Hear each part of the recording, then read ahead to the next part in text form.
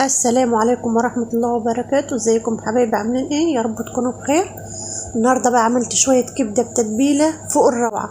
بصراحة أول مرة أعملها وتظبط معايا بنسبة 100%، وطعمها يكون زي اللي بناكلها من بره وأحسن كمان. جربوها بالطريقة دي المرة دي وأنا واثقة إن شاء الله إن هي تعجبكم. يلا بينا كده نسمي بالله ونصلي على الرسول ونبدأ وصفتنا ونشوف عملناها ازاي. بس لو عجبتك الوصفة ما تنسيش تعملي لي متابعة على الفيس لو انت لسه مش متابعاني، ولو بتشوفيني على اليوتيوب ما تنسيش تعملي لي اشتراك في قناتي وفعلي الجرس عشان يوصلك مني كل جديد. وأمانة عليكي لايك وتعليق منك حلو كده بالصلاة على النبي، ارفعي لي الفيديو عشان يشوفوه أكبر عدد من الناس. يلا نسمي بالله ونبدأ وصفتنا. هقطع الكبدة بقى بتاعتي حتت صغيرة بالشكل ده كده.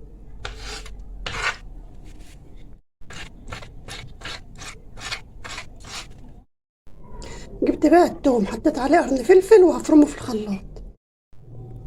فرمتهم بقى بالشكل ده كده في الكب، هعصر عليهم ليمونتين كبار،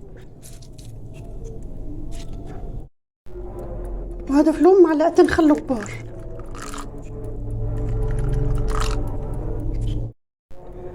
ومعلقة ملح، ومعلقة كمون،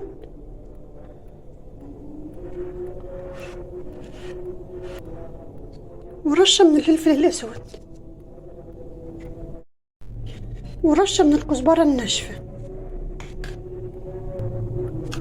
وهقلب كل ده بقى كده مع بعضه.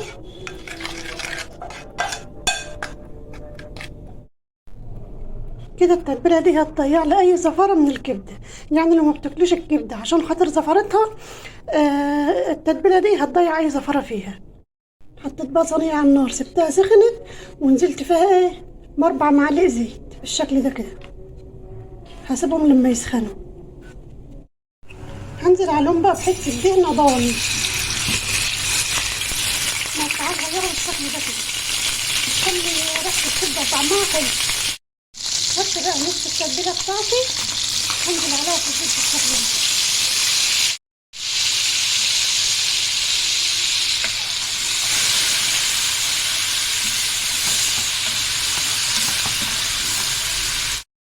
معايا بقى الكبده بتاعتي، بس معاهم كلوه وحته قلب. فانا هنزل الاول بالكلوه والقلب لانهم بياخدوا سوا اكتر من الكبده.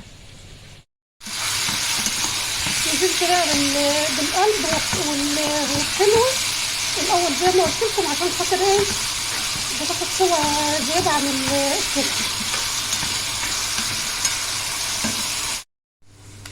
القلب والكلاوي استووا معايا، هنزل بقى بالكبده.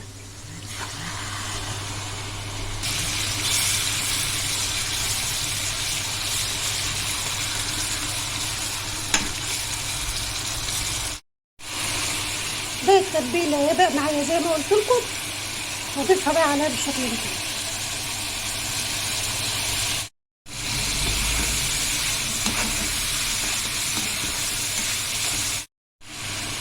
هنزل بقى بالبصل بتاعي بالشكل ده كده. دول بصلتين وسط عشان خاطر الكبده متاخدش وقت، لانها لو طولت على النار هتشد ومش هتبقى حلوه. اخر حاجه معايا بقى هنزل بالفلفل بتاعي، وده فلفل بارد على فلفل ريحاني عشان خاطر زي ما انتوا عارفين الكبده ما بتحلاش الا بهار الفلفل الحامي ده. اقلبها بقى بالشكل ده كده اهو.